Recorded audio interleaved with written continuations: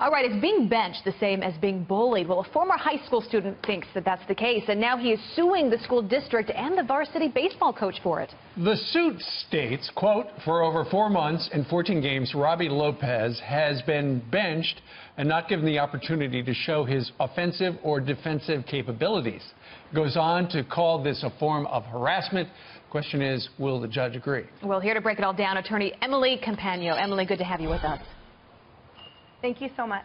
So you say this suit is absolutely ridiculous. You cannot claim it's bullying if simply because the coach doesn't put you into play.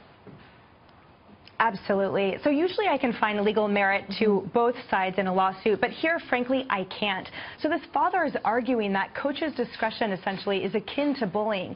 And he's pointing to a case that just came out of South Carolina in which a high school cheerleader was found to have been subjected to pervasive bullying at the hands of her coach. Now, that consisted of a pattern of derogatory comments about her private body parts, crowds jeering at her. You know, she cried herself to sleep every night.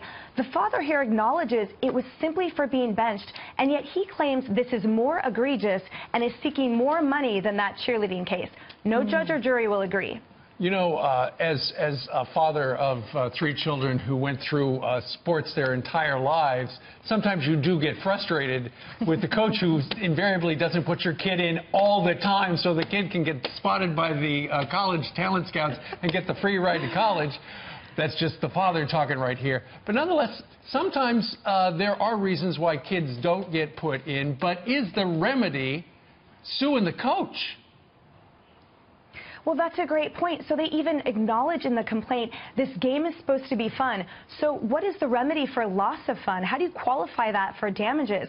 Now, this father has posted YouTube videos of his son, his highlight reel, as it were, on air. So I feel like to him it's probably the lost opportunity of an MLB career. Right. But again, no judge is going to agree. And his son is probably more scarred from this national attention than he was from being benched. I was just going to say, sometimes failure can be the best thing for kids growing up. I mean, I'll never forget the time I was in a swim meet and got last place. I was so far behind that everyone was cheering for me. They were just so happy that I finished. But we get to go home. We're all Thanks, done. Abby. But these are things that are good for kids to go through because you develop strength and you realize you aren't perfect at everything, and it takes hard work.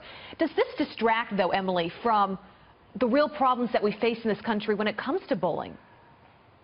It absolutely does. To me, the most unfortunate aspect about this is that it detracts from and dilutes instances of actual bullying that does deserve our national attention and that does deserve legal remedies for it. So unfortunately, this overzealous father is just, he's really detracting from the larger conversation. Surely, and in the lawsuit, as you know, Emily, the father says that the game is supposed to be fun.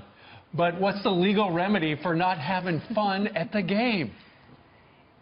Exactly, exactly. And you know, the zip code where this family is from, it's the 11th most expensive zip code in the United States. And unfortunately, what this is teaching that child is that when you have an issue of manufactured adversity and potentially competition, the answer is to run to the courts. The answer is to complain. This father complained about a fundraising game that the school invited his son to. And those are the lessons this child is learning, not the positive lessons from healthy competition. Yeah, that's well said. Emily Campagno, great to have you with us this morning.